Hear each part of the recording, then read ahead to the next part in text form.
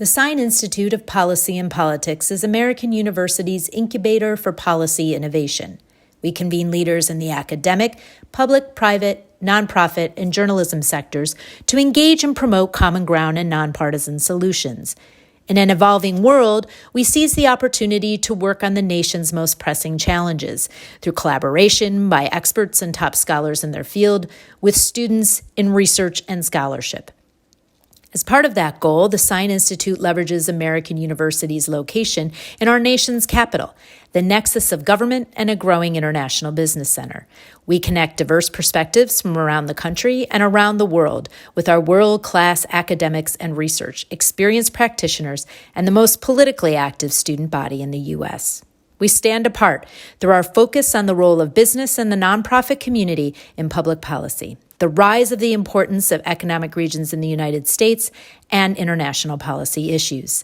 Our focus is to make an immediate impact at the intersection of policy and politics that leads to real and lasting change.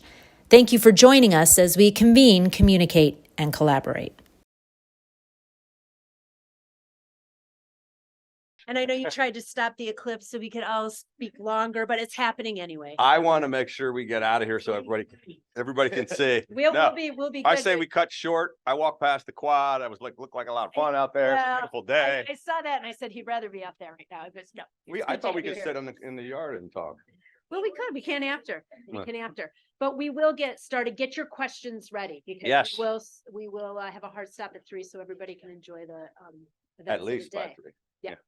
Got to get the pregame for the eclipse. Sir. All right. Hi, everyone. Thank you all for coming. My name is Andrew Murray, and I'm a student associate for Governor Hogan. As 62nd Governor of Maryland, Larry Hogan has not only distinguished himself through his tenure, but also has left a strong mark on the political landscape of the state of Maryland.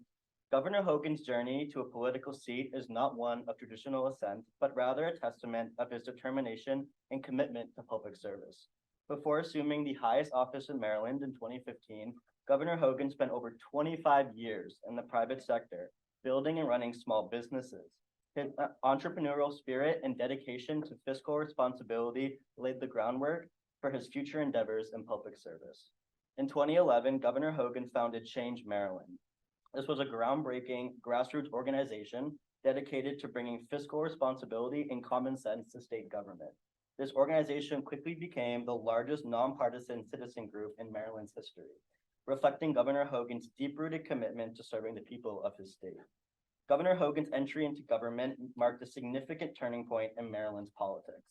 In 2014, against the odds of running in a blue state, Hogan secured a historic victory, becoming only the second Republican governor elected in Maryland in half a century.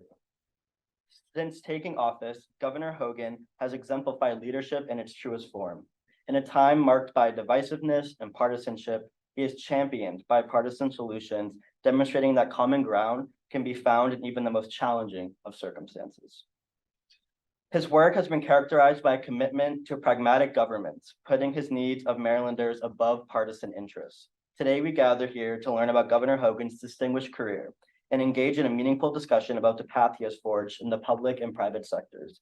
Facilitating this event is Amy K. Dacey, the director of the Sine Institute. Please join me in welcoming Governor Larry Hogan and Amy Dacey. Thank you very much. Great job. Thank you. I noticed that Amy got a way bigger applause. It was a great introduction. I got no applause. We could hardly get Amy's name out, and it's a standing ovation. Well, I worked the room a lot before you got here. First of all, it's hard to believe that we are ending, just your time on campus I know. for the fellowship, but you are welcome. I might come anytime back if I'm not sure I can, meet the criteria, but I'd love to come back you're and phenomenal. get another degree or It's been something. an absolute honor to have you here. And it's interesting because this is like the students got a nice new copy of the book. This copy, do you think I read it? Wow, This copy's a little beat up because the first time that we met virtually is when the book first came out, and it was an honor the Sine Institute got to interview you online to talk about the book. Thank you very much. So it's been Unfortunately, it came out in the middle of COVID when we couldn't do. We had book tours scheduled all across the country, and everything was a Zoom after that. Well, I have to tell you, you had a captivated audience on the Zoom. because people did want to know, what was going on. But I think this is one of, if you haven't read it yet, is one of the most powerful books, because the thing I really like too is you're very transparent and honest about your path, and everybody's path's different. The reason the Sine Institute partnered with the American University Alumni Center and with the Career Center is because students told us they wanted to have conversations. There's a lot of anxiety when you're in college, or what do you do on your career? And so we partner an alum, which I happen to be, once an Eagle, always an Eagle. And I mean, technically I have a doctorate degree from a, I know, it's honorary, but you're an Eagle. Trust me, you're an Eagle. It's good. It's good. So what I want to do is focus a little bit today to just talk about some of the leadership learnings you've had, experiences you've had. I think you've been very open during this semester. We've talked a lot about that too. But I think the interesting thing to me is a lot of students, ask, and the Career Center helps develop some of these, questions. But first and foremost, it's like, did 18-year-old Larry Hogan ever envision he'd be sitting next to me today, and you would have been a commencement teacher, you were, chair of the Republican Governors Association. What did 18-year-old Larry think was going to be the path? Well, I don't think 18-year-old Larry thought he was going to be sitting here today. 18-year-old Larry was a lifeguard in Florida selling suntan lotion, at a pool in Daytona Beach. So, I was just happy to have a job after, graduating from Florida State. But no, I really didn't. I didn't. This is not something that I had this long, plan that I was working toward.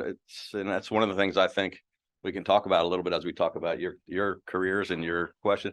I don't think you need to know right now exactly what the straight line path is. That sometimes the path kind of meanders a little bit, and you might go over here and say you learn some things, and then you correct course. It's not always a linear long-term plan. It certainly wasn't for me. I didn't say I'm going to be governor of Maryland and I'm going to be chairman of the National Governors Association, and one day I'll get to be a fellow at AU. I mean, that wasn't like the playbook. No, I mean, I'm glad it worked out that way, but well, I think sometimes we're too beholden to a playbook.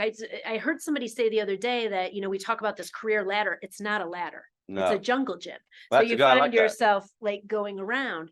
And so one thing that I want to talk a little bit about, and you mentioned Florida, is just risk taking. I tend to sometimes not like change, but some of the greatest experience I've had is because I did take that risk. And I know because of things going on with your family, you were suddenly moved to Florida, and you in your mind had, I'm going to graduate from this high school in Maryland. I can't leave my friends, but it actually opened doors so what do you do when you're faced with something that maybe pushes you a little in a different direction? I really think that's where most of the growth comes from, when you're kind of pushed outside of your comfort zone, or where things change that you don't envision. So I didn't really have much of a plan at 18 or early when I was a teenager, or when I was in high school or college even. But I think, you're going to be faced with things. You're going to have things that you plan for and that you work toward. And then there's going to be things that just hit you from out of the blue that you're not expecting. And I think it's how you react to those things and those challenges that really determines who you're going to be and how successful you're going to be. I think it's not really what happens to you, but how you respond to what happens. And, you've heard, I don't want to repeat all the stories from earlier or make too long into one question, but, we talked about some of the challenges I went through both personally and professionally. I think I learned far more from the challenging times and the things that, here's the plan, we're working the plan. And, first we lay out the plan, then we're working toward it. And then, these crazy things happen that you never expected. But I think how you deal with those things determines whether you're going to be successful or not. So being willing to take those risks. But you're going to Florida. It's like, I was, my parents got divorced. I was in the middle of high school and ended up going to Florida, but it turned out great. I, went down there, met a whole new set of friends, and we didn't have much money, but I was able to go to Florida State University, which was in the state capitol, and get a government degree and work in the state legislature.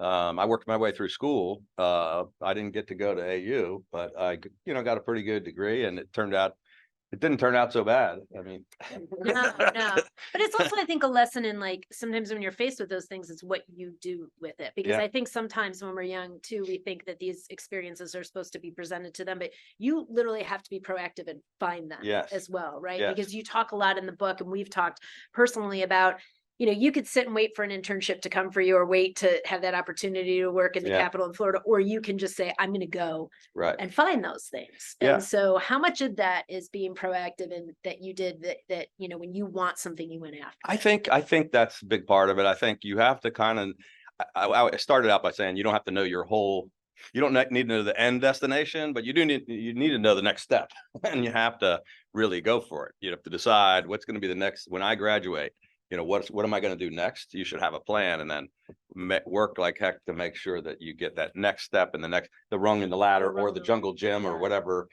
you're trying to climb on. I think it's really important. You have to go after it. Nobody's going to hand you anything. Nothing comes easy, but there's a lot of really smart young people in this room that I've gotten to know. And I know that if you set your mind to something and you make a decision about where you're going to go next, that you're likely to get there. You know, there's much more chance of getting there if you know where you're heading. And you don't get what you don't ask for. You don't get what you don't ask for. That I can't. In fact, a lot of times you don't even get when you do ask for. Yeah. And you have to be prepared for that also. Rejection. You have to be not let it get you down. Be willing to keep getting up and dusting yourself off and trying again. Well, interestingly enough, I have found that we do have some things in common. This is the best part of the Sine Institute to figure out. Like, and one of the things is you and I grew up in a public affairs household and a public service. You know, I always tell the story when I was 8, my dad said, you know, all kids are going to party meetings on the weekend, baby. You know, and I'm like, really? And he's like, all kids are dropping lit. And I was like, okay. And so I did it. And then of course found out, no, they're at the playground. But you know, I got over that. But it's really interesting because you had that. And you were passionate about it, but yet you also made a decision to go into business, and that never kind of left you. So what was the decision to go into real estate and business and like? You know, so I was my dad was a member of Congress, and I got involved in politics. I was probably 8 or 10 years old, like you. I was handing out literature and knocking on doors and putting up signs and stuffing envelopes and making phone calls. And I'm really young, early. There's a really good picture of young Larry Hogan with his dad. Oh boy, it's kind of embarrassing. No, it's one of my favorite pictures. I have a little hat and my dad. And so I was interested in politics from a very young age, and I learned a lot about public service from my dad. But he was also a guy that was in business, and he just went to Congress. But his advice was, I was passionate. I went to conventions, national conventions, party conventions 5 or 6 times, and I worked in all kinds of campaigns, from local government races to congressional races and statewide races and national presidential campaigns. And so I loved politics. But my dad said it's really important, and if you're passionate about it, you should do it, but you shouldn't make it your only career. Like, you should go out and experience life and have some other career. So that was actually really good advice. I was all into the politics. It's what I studied in school. When I got out of school, I worked for like a year on Capitol Hill for a California congressman, and then I went out and ran a campaign in Maryland. I was going to go back to law school and didn't. And then I was going to stay in politics, worked in federal government, local government, political campaigns, and then, veered off into, I'm going to go, try to make money and start a business. But I never left I was still passionate. I have a sort of a split personality where I love business and I love politics. And I sort of found a way to, I didn't spend my whole career in politics. I helped other people. I participated, but last time I ran for office was 1992, and I stayed in business the whole time until I became governor at a, advanced age. I didn't get elected to anything until I was 57 years old.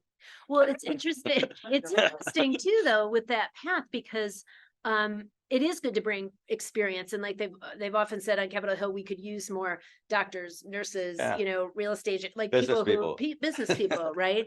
To do that. And so the interesting thing is, though, is a lot of us are seeking out, and I thought about this when I was seeking out, there's hard skills and soft skills, though, too. Like, it's an interesting, and you referenced in the book, he was a bellhop once too, I'll have you know. It wasn't as good as the lifeguard job, but bellhop was, but you said was more work. It gave you the soft skills about communication and reaching and asking people about them and helping. So sometimes it's finding opportunities and finding, just experience. Finding out your skill set or grow some skills. Yeah.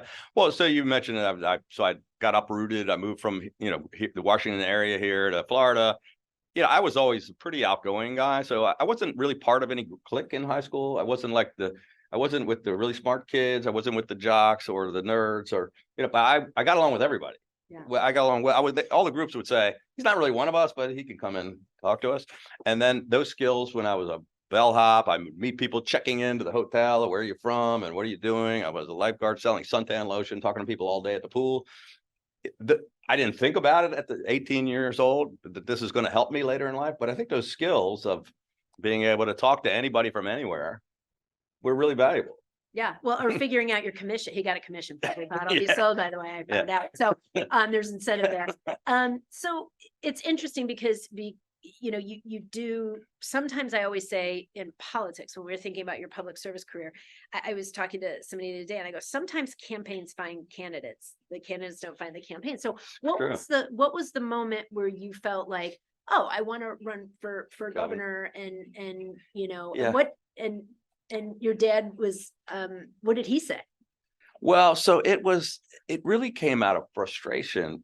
So I knew politics and I was pretty good at politics, but I didn't really care about being in elective office. I just was enjoying my business. And I just became frustrated enough, got sort of fed up, or, I was like, enough is enough. Our state was in bad shape and it was really tough to do business in Maryland. Everybody was leaving. And so it didn't come out of, I would really like to have this job. It was, I'm going to try to do something about this. And nobody thought it was possible, but I did. And so I've always been more motivated about, the passion behind what it is I'm doing. And I was like, I really cared about this. And so I worked hard to make it happen, even though most people didn't think. Well, it's interesting because for a lot of people in the room, it is a good thing to say, we have to work to live and, to cover, but like, if you're fortunate enough to find something you're passionate about and you can translate that into your day-to-day job. I always said when I worked at the DNC, I looked at everybody and I said, we in this room are living to work for people who are working to live, right? Because it is that moment where you realize like how fortunate you are to be able to do that. But it's also understanding yourself in some respects and knowing what your strengths and weaknesses are. Well, that's true. So are there certain things that you think I'm really good at this? And what do you do if you don't feel like I'm not? Because we're not going to all be good at everything, there's a lot of things I'm not good at. Yeah, no, I think, look, there are a lot of the skill sets were transferable, not just from the high school jobs, but from the, being able to communicate with people from all walks of life. It's really valuable in politics and in business. And the fact that I didn't just talk to this elite group of people. I would talk to everybody all across the spectrum. Didn't care where they came from or where they grew up or what their race or religion or their socioeconomic status was. And I connected with people well.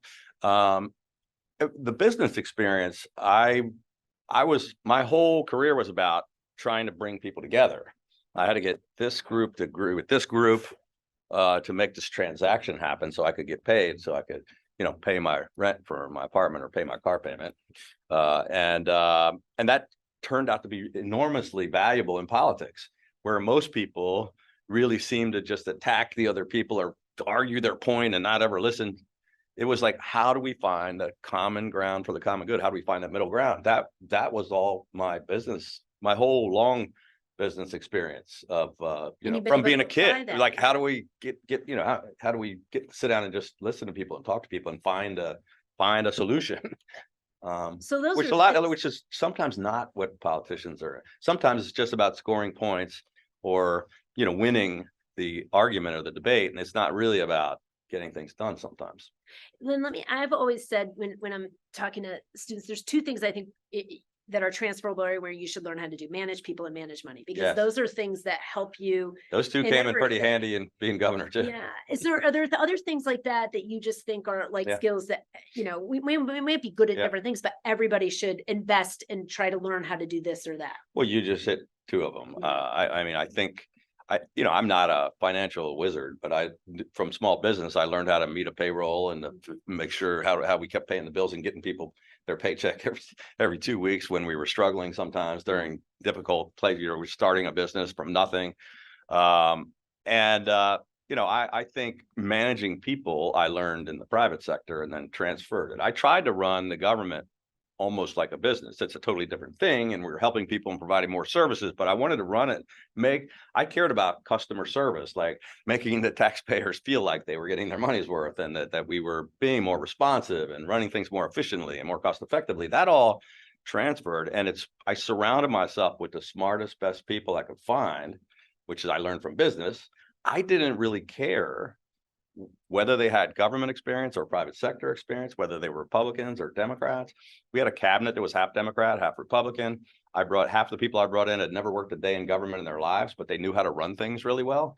And other people did have government experience. So we had a nice blend, but I'm not I wasn't successful because of I'm the smartest guy or the best communicator, or I surrounded myself with a great team of people. And then I listened to their advice, and then I made decisions, and they implemented. And that's what we get the credit for. People come and say, thank you, you're a good governor, we appreciate, but it wasn't me, it was the team that did it. I think the next question, when I first read it, I thought this is one of the most ridiculous questions to ask you, just because it's so funny, because literally you're pretty good at this, Emmy, by the way. Oh, I mean, yes. Well, I mean, it's nice they all joined us, but I sit and have a I know. conversation. It feels like we are. It's funny because, they were saying that, like, one of the questions they want to ask is like, what are, you kind of do like, what are the hardest challenges? But I think about, okay, first of all, you win an election, a challenging election for governor. Yeah. And then you're governor, and it's like, do you want a challenger too? I mean, there was and so let's pivot a minute to then leadership. Yeah. Because you did say put a strong team around you or whatever. Yes. But I think sometimes, especially when we're younger, we're very leery to make a decision, or to, make a decision and stick with it, because we're worried about the ramifications early. So how do you develop those leadership skills to be a decision maker? That's a really good question. I'm not sure I studied, I read a lot of books about leadership and management and things like that, but decision making, but I wasn't really an expert on it. I didn't realize I had some of those leadership skills until I was in the middle of a crisis. Yeah. And some of it was, one, having the smart people, getting all the right input, diverse input from different places, and then deciding and taking action, which I think one of the biggest problems with some people in that position is it's paralysis by analysis. It's like they take too long to make decisions. And in a crisis, you can't. You have to make the right decision. You have to get all the information, but you got to act. And so in all the, things right after the riots in Baltimore, through COVID, all the different things, I didn't just make rash decisions. Mm-hmm. I gathered all the information from the smartest people, and then listened to them all, and then decided and acted quickly, and then communicated it. And I think those are all different skill sets. I don't really know how you develop those skills, but it's really important, I think. Well, is it also that sometimes you do it and learn because you didn't do it right? Like, I think early on, like when you, what are some of the like, challenges? for example, when I was only governor for 89 days, I just had appointed a cabinet. I interviewed all these people for all these jobs. We had a new superintendent of state police, a new adjutant general of the National Guard. We appointed the first African-American female general to run the Guard. It turned out to be that was a really smart decision when we were going into Baltimore, having that leader, when we sent 4,000 members of the National Guard. But I had never commanded an army before. Never ran a state police force before. Right. I ran a 90,000 employees and a $60 billion budget. I was a small business guy who had, like 20 employees. It was a huge difference, but I found out that the same skills that worked on a small scale applied when you ramp them up. Well, it's interesting too, because you say, like, in 89 days, you build this cabinet. In a funny way, sometimes governments, we don't look at them this way. It's an established institution, but it was a startup for a minute, right? Because it was all new people and all thinking. Well, especially through, since I was there, we'd only had one other Republican administration in 50 years, and there were no Republicans in any place in state government. It was all 100%. It was a monopoly, and I said I was very bipartisan, and we brought in a lot of people of both parties, but for the first time ever, there were Republicans in charge of some agencies in the state. So here's to kind of follow up on that piece of it. When you said, like you said, you engage different people's ideas. Yeah. How do you help your team feel invested, because sometimes you have to say Yes. no. And I think sometimes in my positions, I Yes. felt like you always feel like you're the one, Yes. you want to keep people's enthusiasm, but you also have to be the decider. And not every idea is gonna I see it think to it's the end. really important to let people give you honest advice. So in the position I was in as governor, a lot of governors, I won't name any names, but I mean, there's a lot of great governors on both sides of the aisle, but Just whisper. no.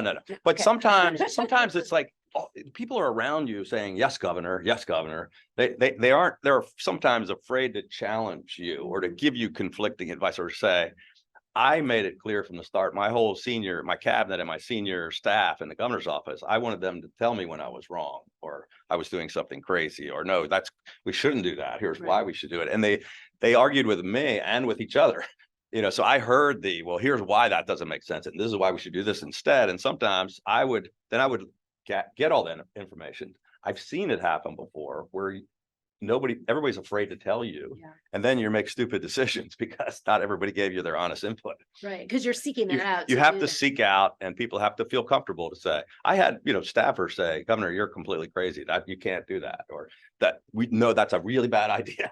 But you need people to be able to say that instead of saying, well, whatever he says, I'm gonna go just be quiet.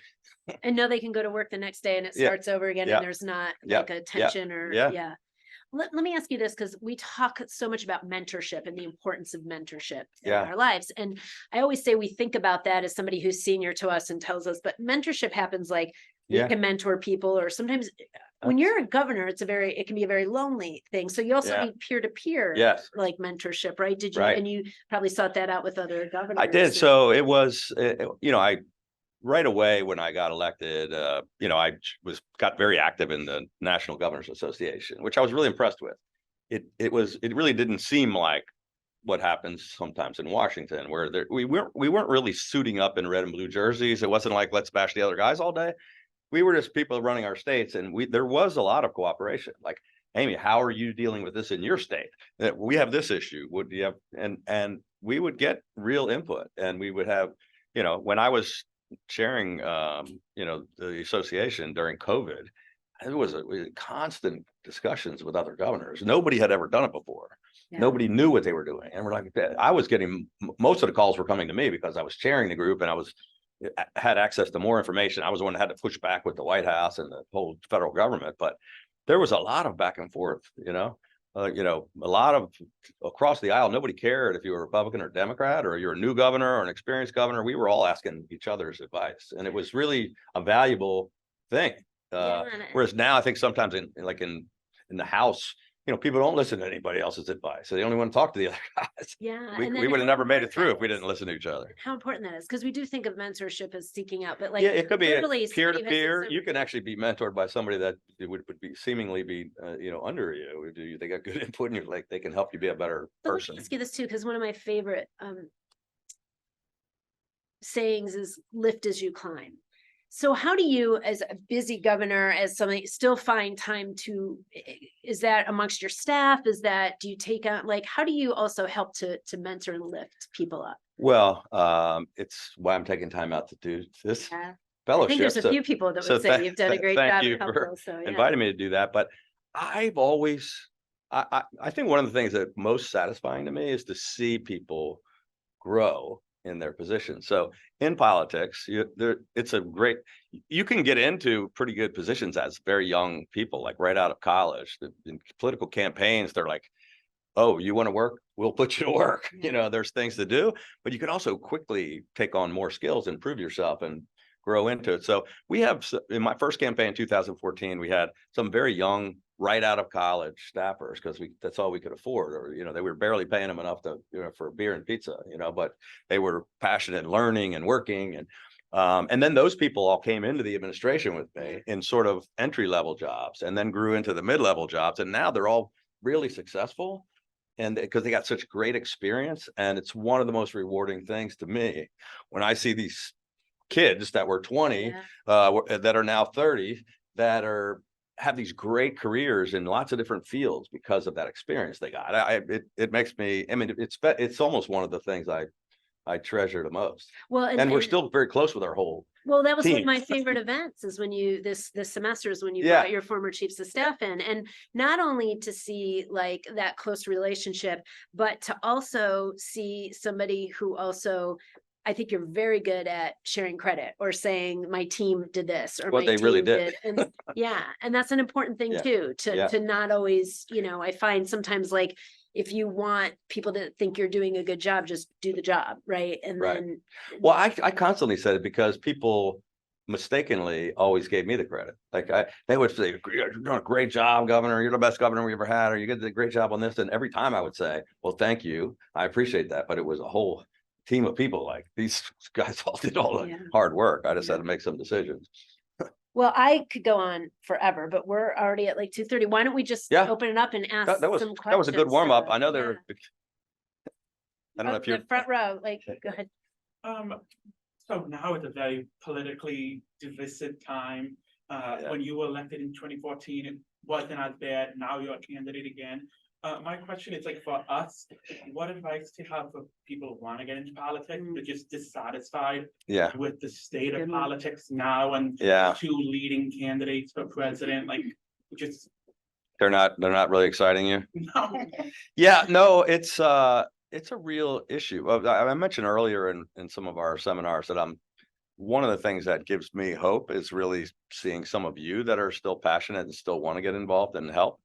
But it's really, it's a pretty scary time. And there's people at all ages, not just young people who are in college, but people my age are like, we're completely fed up with politics. I mean, a lot of my friends have, they don't want anything to do with it. There are not a lot of great people that are rushing to go be a part of the divisiveness and dysfunction and the gridlock and have all the screaming and yelling and the kind of loudest, angriest voices on both sides, like screaming at one another. It doesn't seem like a lot of fun, but it's really important. So I get the frustration. It's not just young people that are frustrated, but people of all ages and of all persuasions.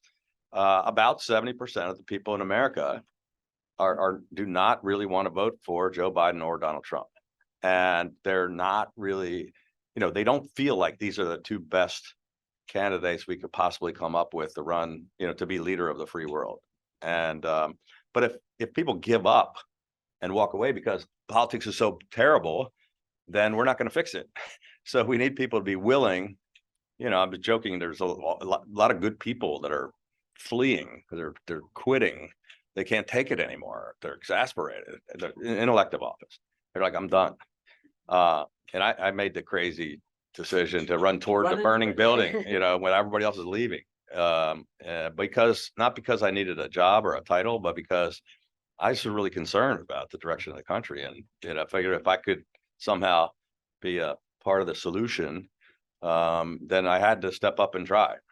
I would also just add, I think that, service comes in so many different forms because you can take on the hard challenge as the governor has to run for office, but the team members he brought in, they are public servants too. I think sometimes we only use that title for elected officials. Right. And as somebody who's worked on Capitol Hill or worked on campaigns, like I would encourage you, Tyler, only because it's one of the hardest jobs. It can be heartbreaking. There are moments when, I've lost campaigns that I just thought, oh, where do we go from here? Wait, you lost a campaign? No. I did. Maybe you heard of it, 2004. I did hear something. But it literally but it also, there were moments working on Capitol Hill or other things. You have to look at the things that do get accomplished because when government's working and you're solving problems, there are things that I worked on Capitol Hill when I was there with Congresswoman Slaughter. It's great. And also change can come from the outside. So you could be somebody running on the inside, or you could work for a nonprofit, or you could, in your personal time be supportive. So there's ways. Well, and if you don't step up and try to be part of the change, then you're going to be stuck with the results. And I think things are not as productive as they were when you were working on the Hill. Now that you're in academia, things are falling apart ever since you left. I know. Sometimes I feel like we go back and it was the Gilded Age. It was wonderful. They all but there was a lot of things that were different. They talked to each other. They did. And I do think getting, young leadership, you see it in the state legislatures, you see it like new people to try and work on those problems could be helpful. So you should.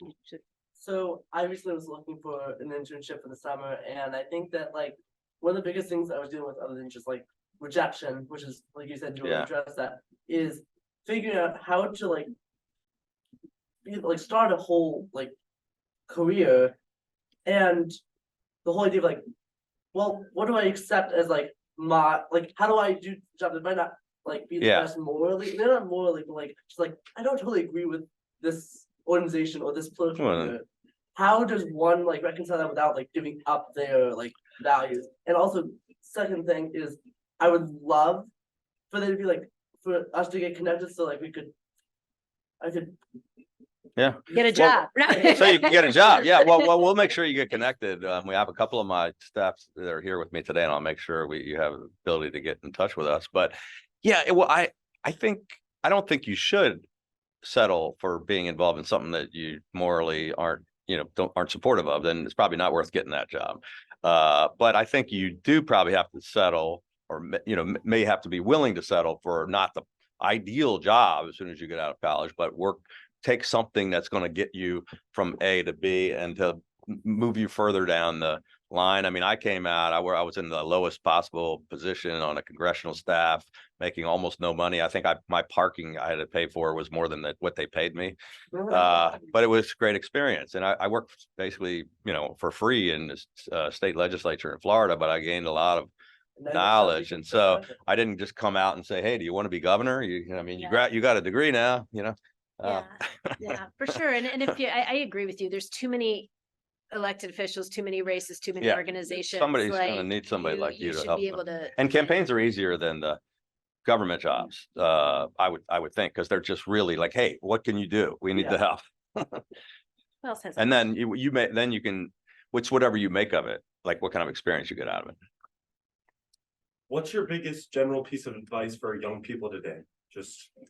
I know that's loaded, but Yeah. If you only got to say one thing. Yeah. Wow. I like that question. I think, well, I can't just say one, but I'll say a couple. One, I think you have to follow your passion. Do what you're really passionate about. Don't take a job that you're going to be bored with, even if it is pretty good money and you got a good opportunity. If you're going to sit in some cubicle somewhere doing some job you hate, it's not going to be good for your future. It's take the one that pays less, that's a struggle, but you're passionate about it and you're going to learn something. That's the first thing I would say. And the second thing I would say is, don't think, I said it earlier, but I'm going to repeat it, because I did all this. My path was not a straight line. It was moving in and out of all these different things to find out, and I gained skills along the way. You don't have to know right now where you're going to be at the end of your career. You just have to make sure what you want to do right now, that you go after that and take that one rung of the jungle gym. Well, I have to say, if we all convene here 20 years from now, you'd be like, you'll never believe I didn't think today. So it's going to be governor. I never even thought of it. Yeah. That's a good question. I like it. You guys, you notice the front row has all the questions. That's why they sat in the front row. I just want to thank you for taking the time to speak with us. Honestly, very busy running for Senate, but you're probably going to win. I don't. It's a tough one. Yeah. But you know what? I made the commitment to the fellowship. I didn't have any idea I was going to run, but I did not want to leave Amy or any of you hanging because I have a busy schedule. So it's pretty crazy busy, but I didn't want to miss this opportunity to be with you. Well, and the topic you worked on this semester is too important not to have. Yes. So I've always been told that the secret of life is to get people to like you. I don't know if you agree with that or not, but as someone, It certainly doesn't hurt. you love the governor's. Maryland is one of the most popular governors in all of Maryland's history. So that's clearly a talent you have. What's your best advice with?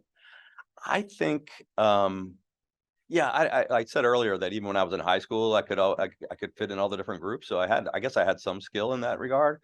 But I think the people liked me when I left, because I think what people say was they like authenticity. I think it's lacking in politics. People are all about the spin, or they're trying to sell you some bill of goods, or they're smooth, slick, talkers. I think most people, they're going to like, if you're in politics, they're going to like you if you tell it like it is, if they feel like you're one of them, that you care about them and that you're fighting for them. And it's not really about this issue or that issue or this party or that party.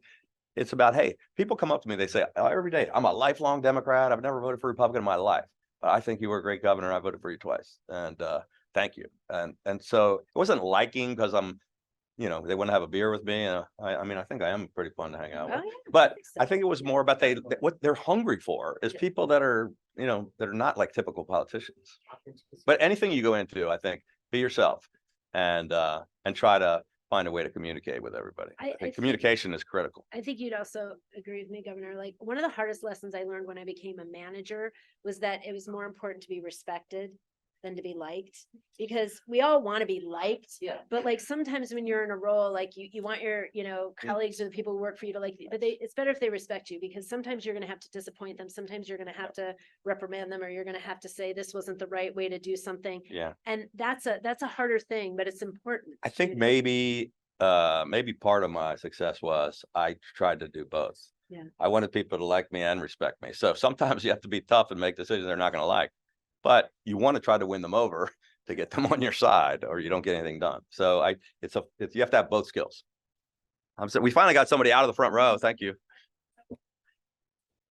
That's okay. It sounds like quite a party out there, by the way. Yeah. We'll be out there soon, Governor. We'll be out there soon. My question is for people who want to run for elected office. Yep. What are like the top 4 things that you think they need to know both for like running for office? Yeah.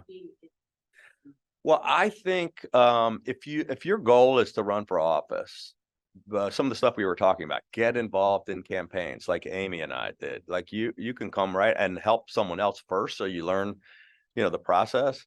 You know, I'm sure you were involved probably in Young Democrats and College Democrats, and I was on the other side of the aisle, but I was very involved from a young age. And then I ran, you know, I got on the state central committee, which is like the governing board. You actually run in a primary, but it's not, you don't get paid. It's like a volunteer position, or run for delegate to the national convention, where also it's just a huge honor to learn the process.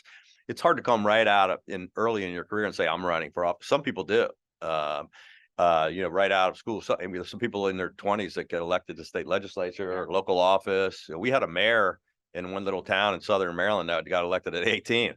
You know, he was the youngest mayor ever, and he did a good job. But I think just try to gain as much knowledge as you can and get out there and work on the issues and the causes and the candidates that you're passionate about. And then, you know, you don't have to wait around forever. When you feel like you're ready, just step up and go for it. And you know, if you don't succeed the first time, don't give up. Just keep coming back. My second question. I don't know if you get 2, but go ahead. We got to get that in the back row instead of the front row. In the current political climate that we have, and probably for a few years before this as well, there's been a lot of distrust between like our elected officials and the like just regular Americans. And I think part of that is that politicians are not catering or not representing people who put them there. Yeah, I agree with that. So as a businessman, I'm like curious about your perspective on that. Yeah. What you think that balance is like trying to. Well, it's a great question. I think that's the biggest part of the whole problem right now, is the disconnect between elected officials and the people that they represent. And you know, I mentioned earlier about, you know, you brought up the presidential race, but it's like there's 70% of the people in America, I call them the exhausted majority. They're somewhere on the left and on the right, or they're moderate. They don't like the extremes of either party, and they don't like all the angry politics. They don't know how to fix it, but the politicians aren't getting the message. You know, part of it is process, the way our primaries work, gerrymandering with the congressional districts and the state legislative district. You don't have to appeal to anyone except your base. You don't have to appeal to people in the middle. You don't have to convince independents or moderates or people in the other party to cross over because you've got the right ideas or you're the best person.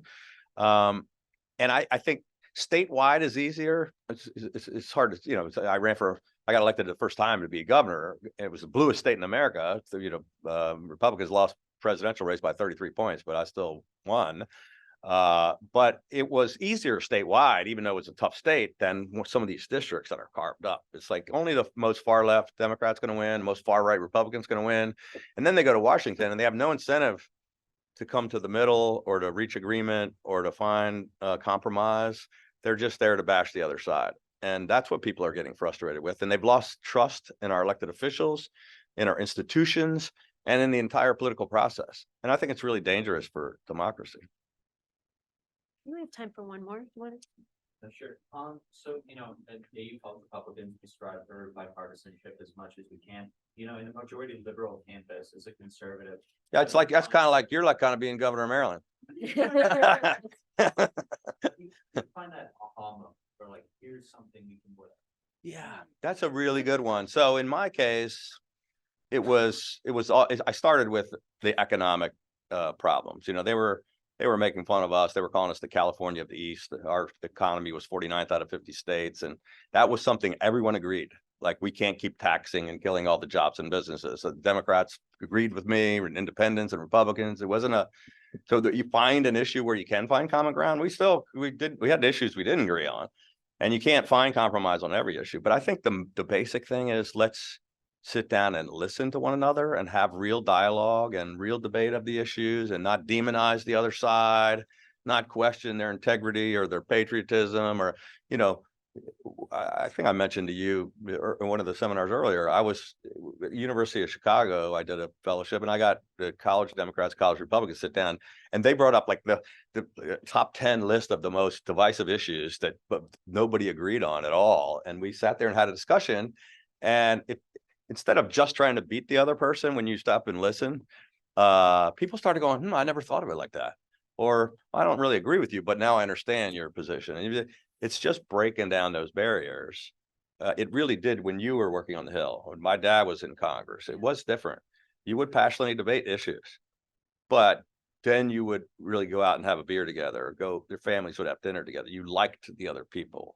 And that's what's missing, but you can start doing that with young people. When instead of, you bashing the college Democrats and them bashing you, it's like, hey, let's go have a beer together. Let's talk about some things. I'll listen to you, you listen to me.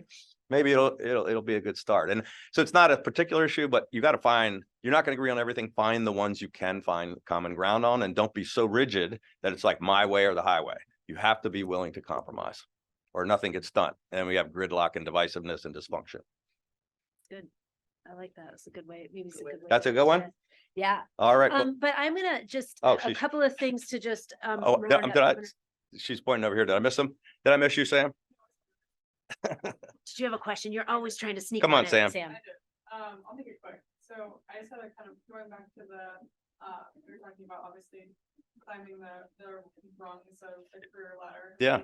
I can speak for a lot of younger people when it becomes a little bit hard to kind of ask for those, ask for help, ask for those favors, kind of get to that next step. So you've obviously been on both ends of that relationship, being a mentee and a mentor. Do you have any advice for kind of everyone here? I think you've got to just put yourself outside your comfort zone and go ask and make the pitch. And just getting in front of someone, finding the areas you want to go in, and then you've got to go sell yourself. Like, you did a great job of selling yourself to me when we were talking. I mean, I think if you get someone to listen and you go tell them what you're passionate about and why, I'm not sure there's an easy answer, but sometimes you just gotta, sometimes it takes knowing someone to refer you or get in the door. Sometimes it's just getting the right opportunity. But you gotta just be relentless. Don't take no for an answer. You got to get rejected a lot of times before you get to yes. So don't let it get you down. Yeah, and I would just add, and you're busy, you can appreciate this, Governor, like, you should be specific. Oh, like, there's I nothing saw my worse- communications director walk in the back room, Mike Ricci, speaking about leaders that I didn't even know he was here. I was bragging about you guys earlier, saying it was a team. You missed it, but we have recorded it, so we'll share it. I think the other thing is to be specific, because there's nothing more challenging when your mentor is somebody comes in and says, well, what do you think I should do? Like, you should just be very clear about, this is what I want to do. And here are the three ways I think you can help me. And I think you'll get more out of that conversation. And the great news is that we have an incredible career center that helped co-sponsor this event. I will say that my very first job in DC, I was a grad student at American University. Political job I got in DC was through the career center here. So I'm a big proponent about asking for help and going to them. I want to thank the Alumni Association, who also co-sponsored. And, you know, one of the things they have is Alumni Fire, which is this incredible opportunity where people have already identified themselves as wanting to be mentors. And so if you sign up through that, you can find some great people.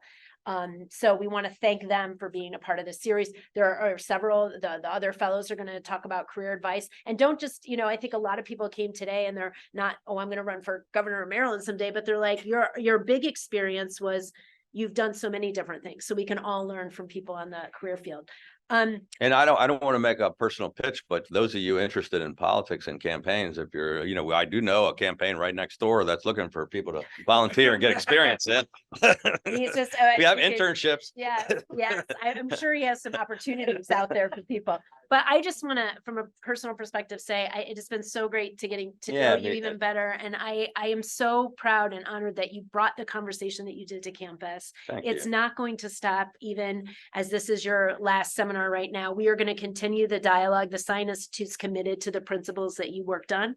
And we were honored to have you bring the NGA and your former staff. And we did a great conversation with a lot of your guests, but we just have learned a lot from you, and we really appreciate. We're very honored that you've been a part of this. Well, Amy, thank you very much for the opportunity. I feel exactly the same way. It's been great getting to know you, and this was a wonderful experience for me. I really got a lot out of it. I enjoyed sitting down with the one-on-ones with the students. I've enjoyed all of our conversations, and thank you for giving me this opportunity. And I'm going to close with what I said a couple of times already, and I really mean it.